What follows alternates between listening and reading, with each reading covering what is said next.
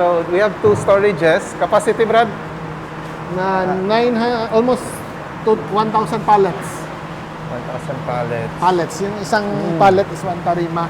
That translate to how many tons yun, sir? Mga finished products siguro, mga 600 tons. 600 tons.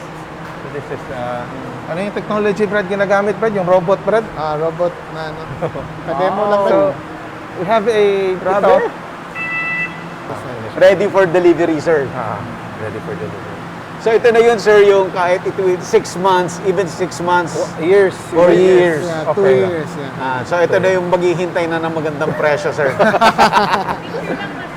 Ito, sir. Sir, Hindi, picture kasi tayo ulit. sobrang lamig. Aalis na ako. Lamig.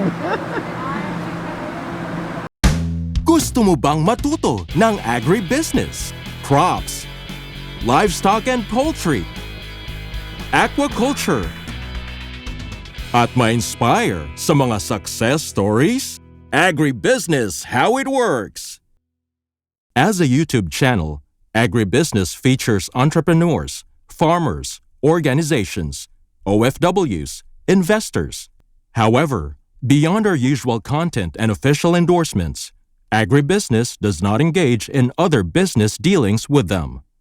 While our viewers and featured individuals and entities may choose to pursue business deals with each other on their own, we encourage them to be cautious in doing so. Saan yung parang robot na dito? Kasi we are using that robot. Robot tracking. Siya na magde-deliver sa areas ba? Grabe, lamig. Ayan. Wow. State of the art, sir. Talaga? Thank you. Inalaw mo kami. May makikitang ganito. Sabay talaga. Sabay sa panahon. Saan talaga? Yung audience magugulat naman, meron palang ganda, meron palang ganito dito sa Pilipinas.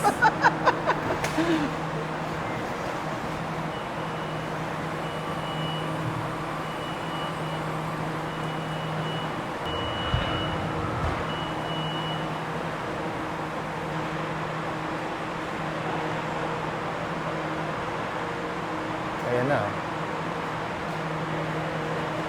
Yun. Ayan na. So, pwede yan siya sa all racks, Sa no? lahat ng rocks. Pupunuin niya muna sa likod. Pupunta rito. Kung isi-shipment mo na, you gather all the finished products here. Then, yung container van, Nakaabang na rito. yung puwet, yung, May delivery ngayon? ayan o, ayan. Ayun! Nag-aabang na yung container van. So, you just put it there. Galing, no? Wala talagang exposure sa labas. Sa labas. Then you can load any time of the day. Kasi yung mainit, before, wala kang ganito, mainit, you cannot load. So anytime, you can load. Tsaka yung quality mo, hindi mo makuhaan yung temperature abuse. Galing. So, amazing to. Pinakita mong gano'n lahat?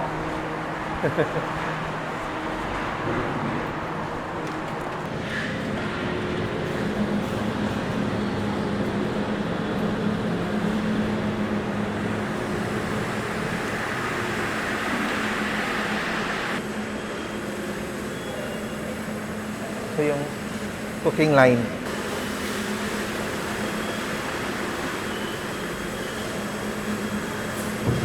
Ito yung kaninang pinakita natin na orange na siya na nakapak. Yan.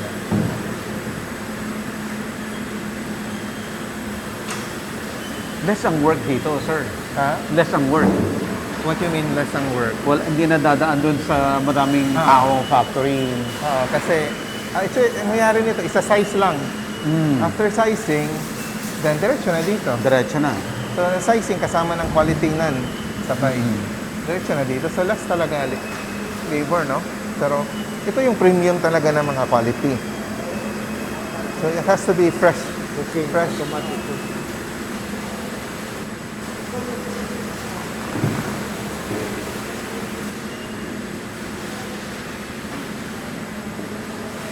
Cook sa water, then hot water, then steam doon.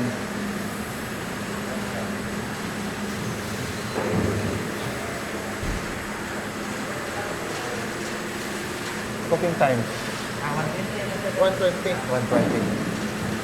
So, 120 seconds. Mabilis. Mabilis lang. Mabilis lang. 120 seconds. 1 minute and 20 seconds. Oo. Ay. 2 minutes. 2 minutes. 2 minutes. So, cooking time is around 2 minutes. 2 minutes. Sa loob dyan. Ito, chilled water, feel mo, malamig. Para pagdating nito, hindi na siya mag-continuous cooking. Stop. Kasi ma-overcook pa minsan. So, pagdating dyan, wala na, lalamig na siya. Hindi siya mag-continuous cooking. Kasi minsan, kung hindi ito malamig, mainit. Tuloy-tuloy. Oo, tuloy-tuloy pa siya eh. So, para kung anong gusto mong doneness, kasi gusto mo medium lang, ma-stop ka agad. Kasi makontrol natin ang cooking time. Eh. Gusto mo medyo medium rare, 110 seconds, 100 seconds. Ayan na. Ito na, may lalabas na. Ah. So ito, 120 seconds, depende sa size. Ito, maliliit to eh.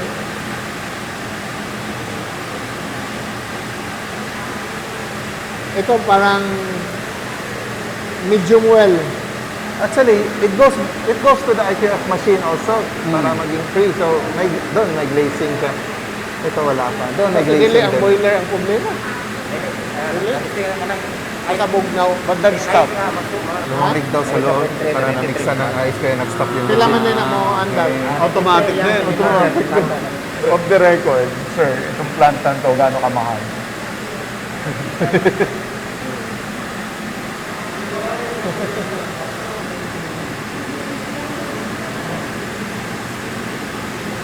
Ilang years yan, sir, bago mabawi yun? Depende na yan. We're hoping na 6 years. 6 years. Mabawi, 7 years.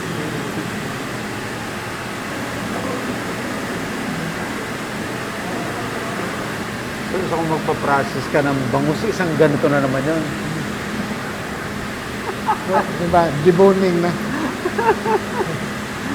solar. Last, punta tayo sa solar natin. Solar Sige, farm. sir. Malaki, sir, yung solar farm. 1 mega. 1 megawatt. Sobra para sa requirement niya dito. Lalagyan pa incoming na yung Batteries. batteries. So, yung sobra, store ng battery, sa gabi gagamitin. Yun ang So, isa namin. so right now, sa solar facility natin, nasa mga 40% is already supplied by solar, 60% sa grid. Hopefully, once the battery is in, magiging baliktad na mga 65-35 na. So, Ayun ang gagawin natin para sa mura na power ng ibang bansa. Para may mura rin yung Parang equalizer baba lang. yung cost. Asan, sir, yung old plant mo? Sa Lapu-Lapu City. Sa Lapu. pinakuha ko lang yung van na lang kasi hindi tayo kasya. Just marapit ka sa airport. Marami sa airport. Yan ang advantage niyan. Tsaka malapit sa terminal, international port, sa mga ports. Kasi meron ng CCLEX yung bagong bridge. So, 30 minutes lang. Pero when we started that was 1995. So that place is malayo pa yun. Natawa yung LGU, nagtayo kayo ng planta. Parang trabaho dito. Ang sige buhat na to ron, Water Jay. treatment namin. Ang sige buhat na to ron. Ang sige buhat na to Yung ron. galing sa planta po ito. Galing sa planta. Ito yung STP natin. Yung sewage treatment facility. Ano to? Yung SBR type, yung sequence batch reactor. From here, yung mag-produce yan ng bioflak. Yung bioflak na bacteria. Ito, yung excess bioflak, either dalawang option. Ipasok natin dito, tapos lagyan natin ng polymer, mimix. Tapos, parang flocculant ilagay mo, tapos i-filter out mo, parang soil na yan ang lalabas. Pero pwede din na yung filter bag na yan, minsan, kasi wala pa eh. The plan is, kasi magpatayo pa ako ng bahay ng itik, i-pump ko yung parang black na net dyan, na very fine screen. Lalabas yung tubig, babagsak doon sa yung pond ng itik. Yung flak, maiiwan dyan. Yun ang ipapakain sa itik, yung sa duck. But wala nang amoy, di ba? Wala kang maamoy. So, meaning, fully nagmamature na yung Kapag every morning, pinapatay yung aeration, sisettle yung flak. Yung top naman na tubig na clear, ipapump natin dito.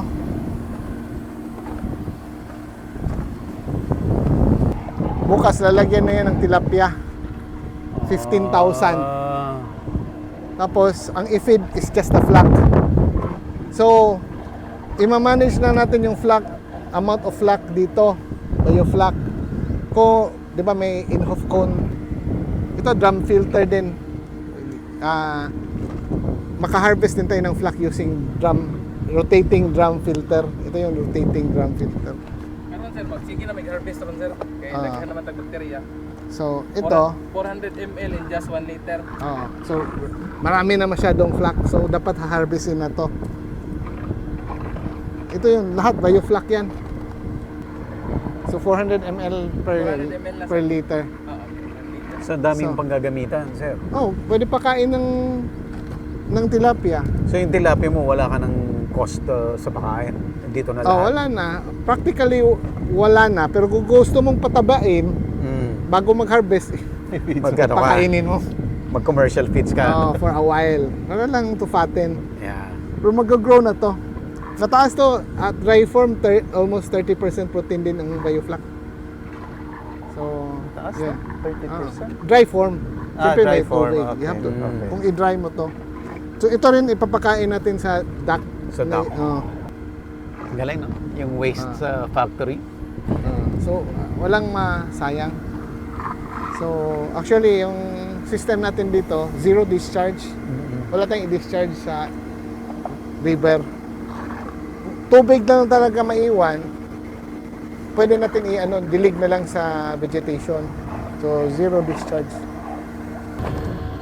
Yan. Ito yung 1 megawatt. Wow. So the target really is mga 65 or 70% solar, 30% na lang magagamit from the grid. 1 megawatt muna, mahal ang solar.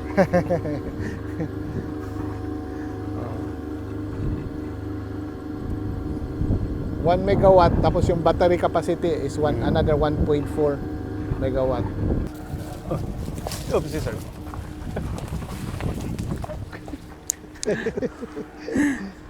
Gaano kadaming tilapia yun, sir? Yung stock niya, sabi niyo? 15,000. 15,000? 15,000. Pero initially, i-feed pa namin yan hanggang mga siguro 50 to 80 grams para malakas na siya mag-filter feed. Kasi kung maliliit, konti lang ma-filter feed niya. Pero tilapia is a very good filter feeder. Hindi mo yan pakainin, filter feed lang yan. And how many days yan, Brad, na you have to feed them with commercial feeds before? Siguro, mga 60 days siguro. 60 days. To 80 days. Once, wala na. Okay. Hanggang matanda. Sandali na lang tayo, Yes, sir. finish na tayo kasi Apo. para makauwi pa tayo, makarest pa tayo. Yes, sir. Sir Stan, pang-recap lang, sir, itong ginagawa ninyo. Ultimate talaga na gusto natin mangyari.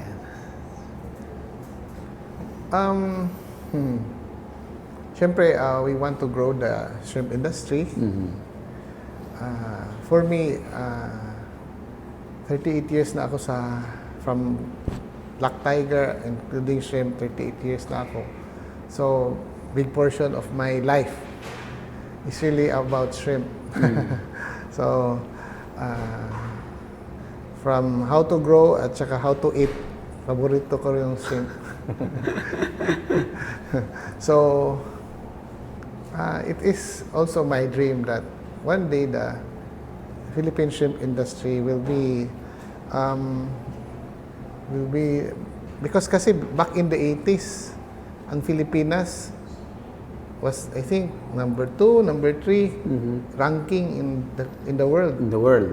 Ngayon, malayo na tayo. So, not only for shrimp, but also aquaculture. So, we want to make aquaculture in the Philippines, globally competitive. Yun talaga ang gusto natin mangyari. And then, for me, aquaculture is one of the great potential industries ng Philippines na pwede natin i-develop that can bring many people out of poverty. And of course, as a food producer, we really need to be able to produce our own food so that hindi tayo mag-depend on other countries for our nutrition, di ba? So, importante talaga yan. And of course, hopefully also that we'll be able to compete globally. So, export market will be able to export also to the rest of the world. So, it's not only shrimp, but also yung fisheries and that. I think Other species. other species.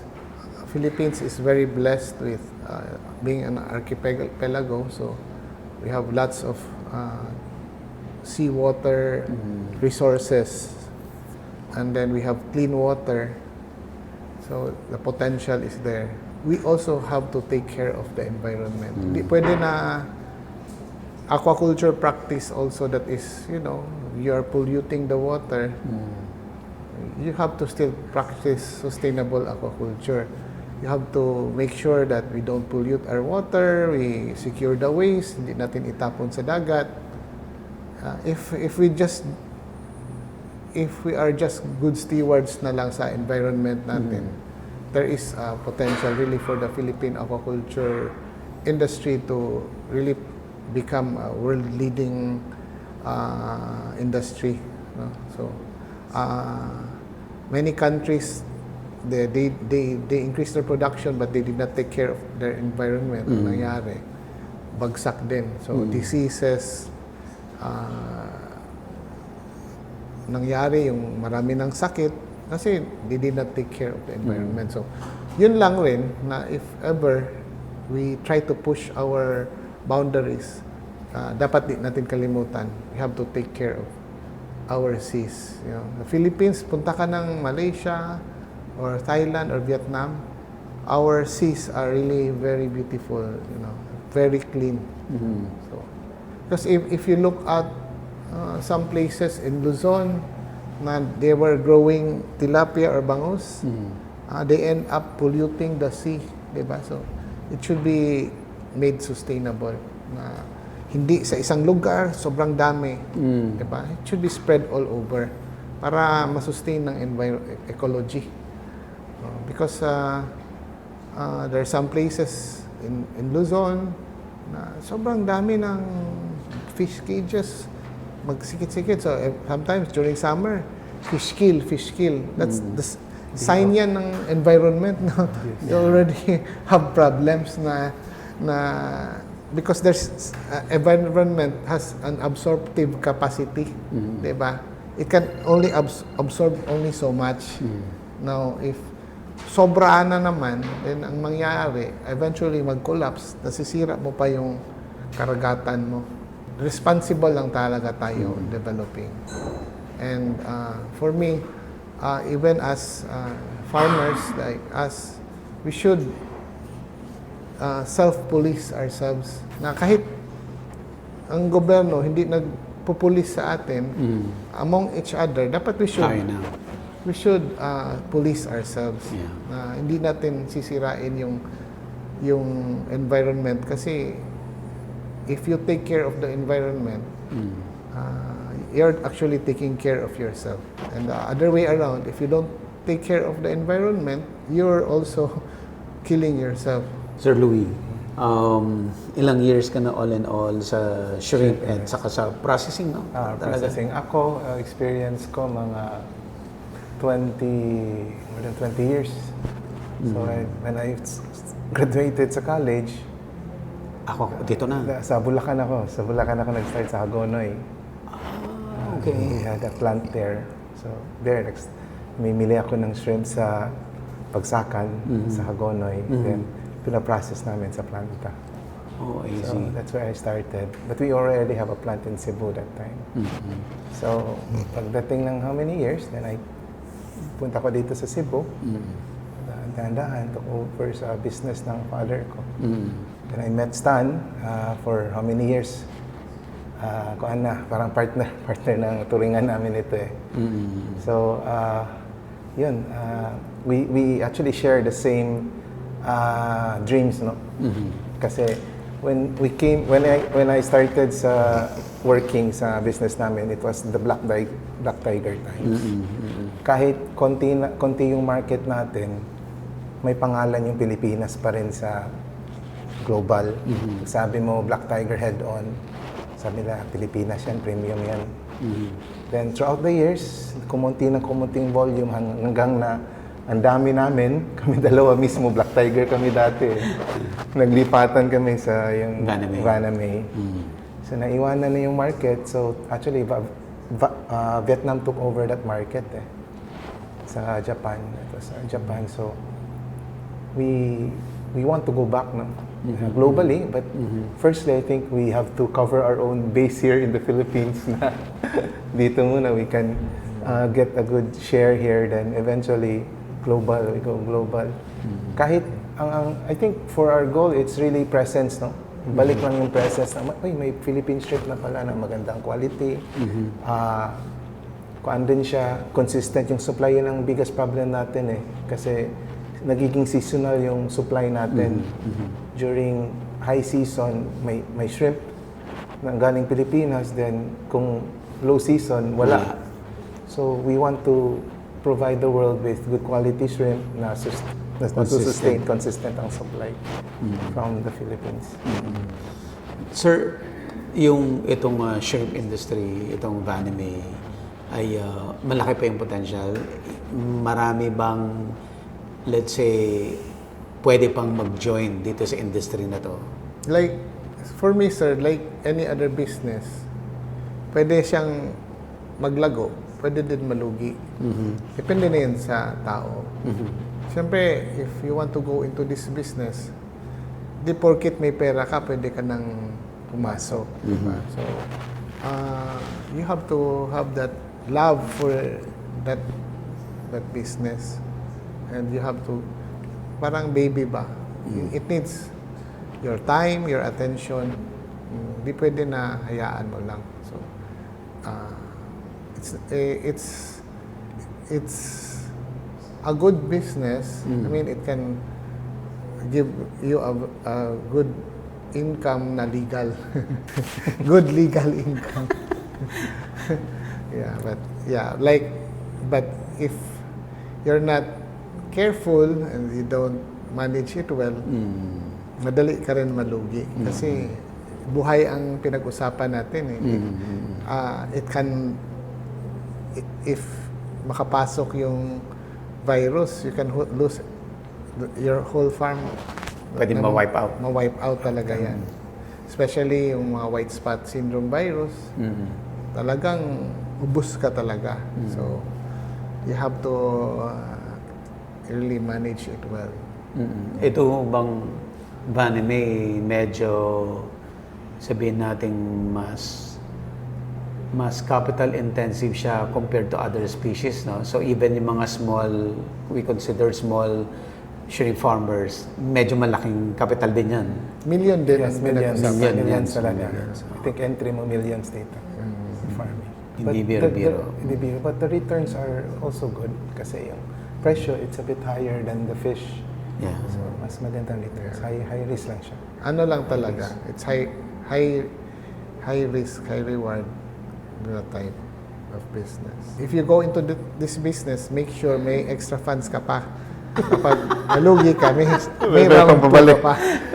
May pambawi ka. May pambawi. Kasi yan ang napapansin namin yung especially yung nakakapital ng milyon, then they start, then wala nang bala. Then, may kwan talaga dito Meron talagang disgrasya It's not all the time kikita ka, meron talagang disgrasya.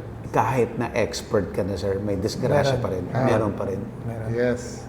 May disgrasya. So you have to have enough buffer na kung may disgrasya ka, meron ka pa rin Pangbawi. pangbawi. Kagaya, sir, nung nangyari nung bagyo, di ba? Yung Yun. pan mo. Yan. Imagine that, no? Yes. Nasira lahat.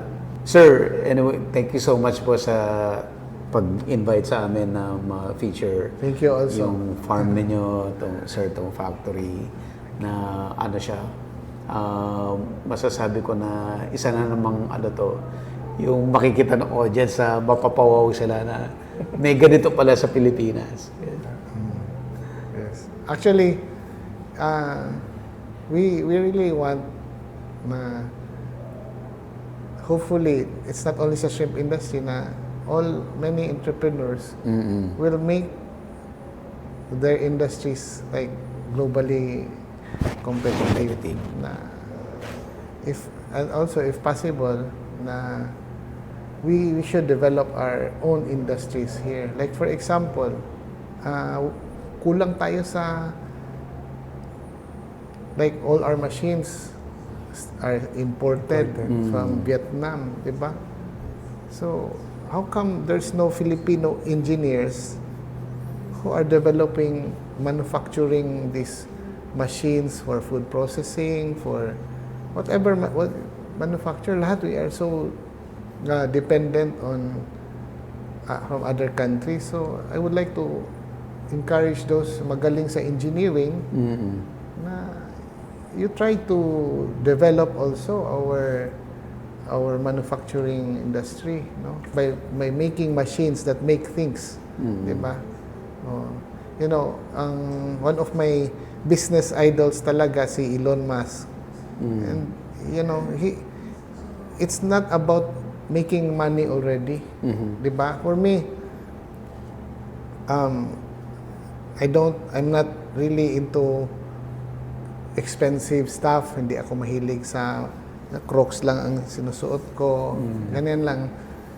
For me, making money is the fulfillment that you are able to contribute to the development of the country.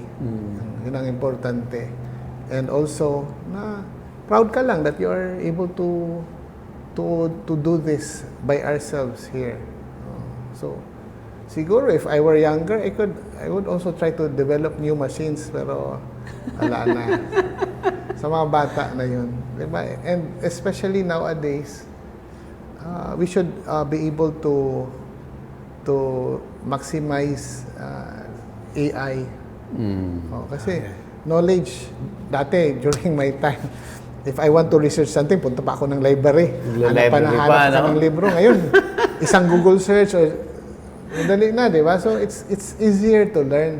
I always tell my nephews and niece, you know, if you cannot do great things now, na everything is already spoon-fed, di ba? Dati we have to research everything. Punta pa ka ng library. Ang laki ng library, hanapin mo yung libro. Eh ngayon, Kulang pa. Upo ka lang, aircon pa, ganyan. Kompleto na. Diba? Makuha mo na lahat ng anong gusto mong malaman. So, yeah, hopefully that we would like also to inspire other Filipinos, not only the agri-entrepreneurs, but also normal entrepreneurs na to excel at what we are doing. Like, example, if you are making vegetables or growing vegetables, so develop it increase your efficiency, productivity, lahat-lahat, and quality. Na we will be able to supply food, number one, for ourselves. Tapos once enough na yung food for our country, then we'll think of exporting. Diba? But at the very least, dapat we should be able to supply food for our own people.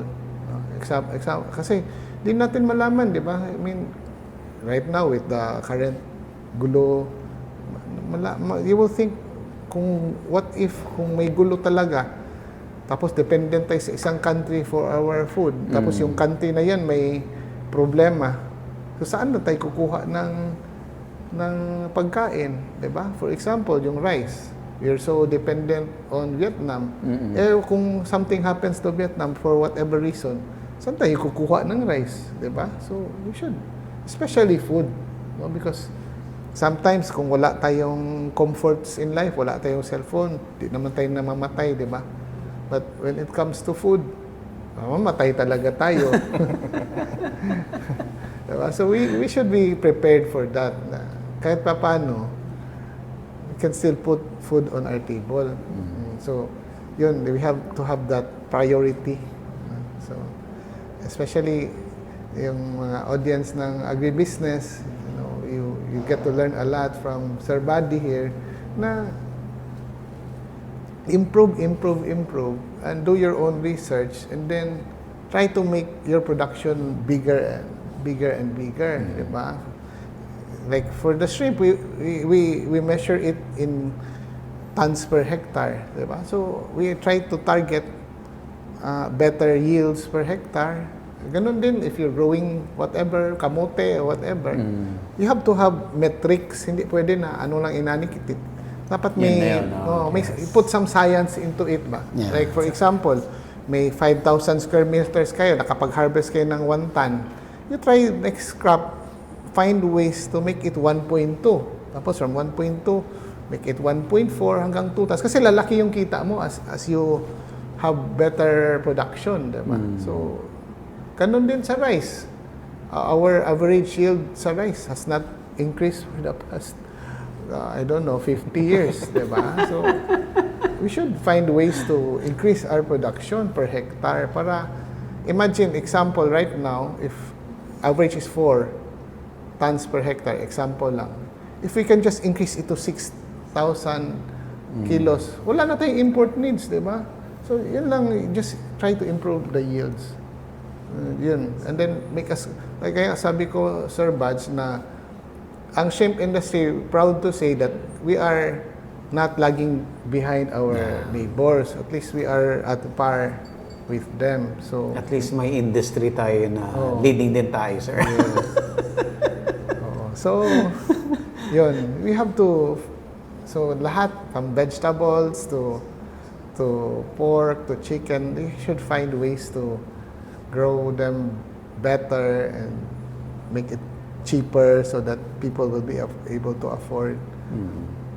So hopefully na as our industry progress, we really hope that every Filipino can enjoy eating shrimp. Ayan, sir. Sir, thank you so much po. Thank you. Thank you for coming here. Okay. It's an honor. Sir, thank you. It's an honor. Sir, thank you. Parang Great look back mango kung may products. party yun. Sana bagayin lang ko to. Yung Great mango. Guadalupe. The best ito. The best yan sa Cebu, walang biro. Guadalupe brand. Pero mahirap ito hanapin sa mga ibang supermarkets. Except sa Cebu.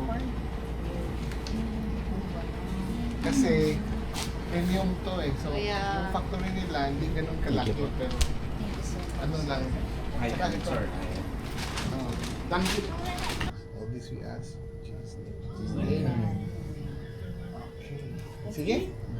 Lechon Cebu. Tingnan mo. Oh, di ba? Crispy. Agribusiness, how it works. Instruct, inspire, succeed.